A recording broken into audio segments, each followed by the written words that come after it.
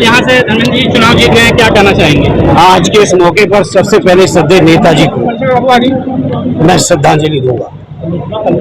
अगर उनकी एक कर्मभूमि न होती तो शायद आजमगढ़ के लोग मुझे पहचानते भी नहीं। आरडी राष्ट्रीय अध्यक्ष जी का मैं हृदय से आभार व्यक्त करता हूँ, धन्यवाद देता हूँ।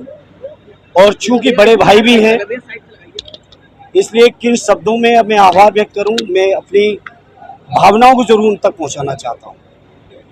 उन्होंने मुझे इस काबिल समझा। श्रद्धेय नेताजी की कर्मभूमि, खुद की कर्मभूमि और आजमगढ़ के शानदार समाजवादियों की कर्मभूमि पर जो मुझे मौका दिया यहाँ से चुनाव लड़ने का, मैं आदरणीय राष्ट्रीय अध्यक्ष जी का धन्यवाद देता हूँ। मैं आजमगढ़ के अपनी समाजवादी पार्टी के सभी नेताओं का, सभी कार्यकर्ता साथियों का और आजमगढ़ के एक एक मतदाता का, जिन्होंने मुझे वोट दिया या नहीं भी दिया, मैं आजमगढ़ के हर व्यक्ति को नमन करता हूं और आभार व्यक्त करता हूं कि उन्होंने जो समर्थन दिया और आशीर्वाद दिया। और मैं उन सभी को यकीन दिलाता हूं जो श्रद्धेय नेताजी के जज्बात और भावनाएं रहे इस जिले से, आरडी राष्ट्रीय अध्यक्ष जी ने जो आगे बढ़ाए, उनको मैं अच्छा सा आगे बढ़ाने का पूरा प्रयास करूँगा। और मुझे यकीन ही नहीं, पूरा विश्वास है हमारे पार्टी के बड़े लोगों के मार्गदर्शन में, हमारे पार्टी के जिम्मेदार लोगों के सहयोग और समर्थन से आजमगढ़ के लोगों की हर उम्मीद, हर विश्वास और हर भरोसे को मैं पूरा कर सकूं। ये मेरा सार्थक और मेरा संपूर्ण प्रयास होगा कि आजमगढ़ का कोई भी व्यक्ति हमसे निराश ना हो पाए, मेरा प्रयास होगा। आजमगढ़ में विकास के लिए क्या क्या जो काम अधूरे रह गए?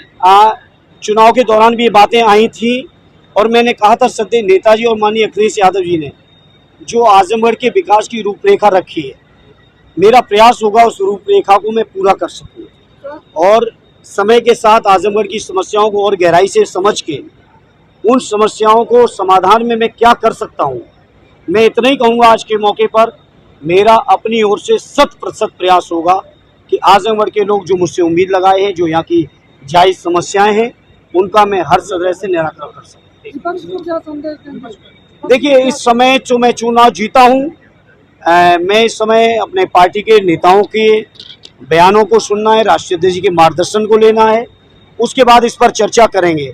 और लेकिन इस मौके में इतना ज़रूर कहूँगा, आज जो प्रचंड जीत हुई है उत्तर प्रदेश में समाजवादी पार्टी और इंडिया गठबंधन की, ये हमारे राष्ट्रीय अध्यक्ष जी की दूरदृष्टि, उनका पीडीए का फार्मूला और उनका जो जनता के प्रति जो उन्होंने मुद्दे रखे, चाहे वो देश के संविधान को बचाने के हों, लोकतंत्र को बचाने के हों, जाति जनगणना के हों, सरकारी कर्मचारियों की पुरानी पेंशन हो, नौजवानों की बेरोजगारी के सवाल हों, माताओं बहनों की हमारी पेंशन का सवाल हो, किसान भाइयों के कर्ज माफ़ी से लेके उनकी जो समर्थन मूल्य को कानूनी स्वरूप देना हो, इन तमाम मुद्दों को, अग्निवीर की योजना को ख़त्म करना हो, इन तमाम मुद्दों को जनता ने पूरी अपना समर्थन दिया है, मोहर लगाई है।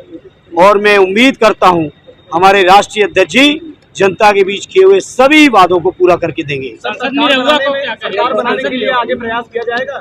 देखिए, सांसद निरहुआ को मैंने पूरे चुनाव में कभी गलत नहीं कहा, कभी ऐसा नहीं कहा जो कोई आपत्तिजनक बात हो। मैंने यही कहा कि वो एक कलाकार हैं, वो राजनीति की तमाम गंभीरताएं जो हैं, जो राजनीति के प्रति तमाम जिम्मेदारियां हैं, उनसे वो वाकिफ नहीं है और इसीलिए कई मौक़ों पे उनके गैर जिम्मेदारी बयान भी आए।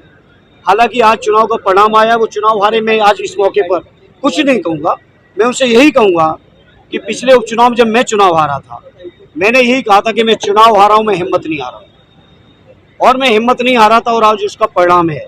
आजमगढ़ के लोगों ने, हमारे साथियों ने कई बार कहा कि इस हार को हम सूद सहित वापस करेंगे, तो इतना सूद सहित कर दिया है कि आज इस मौके पे उनके लिए कुछ नहीं कहूँगा। उनका भविष्य उज्जवल हो, हमारे कोई ऐसी दुर्भावना नहीं है उनके लिए। सर, सरकार बनाने के लिए किस तरीके से प्रयास किया जाएगा? अब वो राष्ट्रीय अध्यक्ष जी तय करेंगे, क्योंकि मैंने नियम कानून का अक्षर सा पालन किया है। सुबह 7 बजे से जब से मैं आया हूँ, अब तक मेरे हाथ में मोबाइल भी नहीं है, टेलीविज़न भी नहीं है। मुझे नहीं पता हमारे अध्यक्ष जी ने क्या क्या बयान दिए, क्या क्या फैसले लिए हैं, इसलिए मैं एक बहुत अधना सा पार्टी का सिपाही हूँ। मैं इस बारे में कुछ नहीं कहूँगा। आदरणीय राष्ट्रीय अध्यक्ष जी के जो भी निर्देश होंगे, एक मजबूर सिपाही के तौर पर उन निर्देशों का अनुपालन करूँगा। सर, आजमगढ़ की जनता के बारे में एक शब्द बोल दीजिए।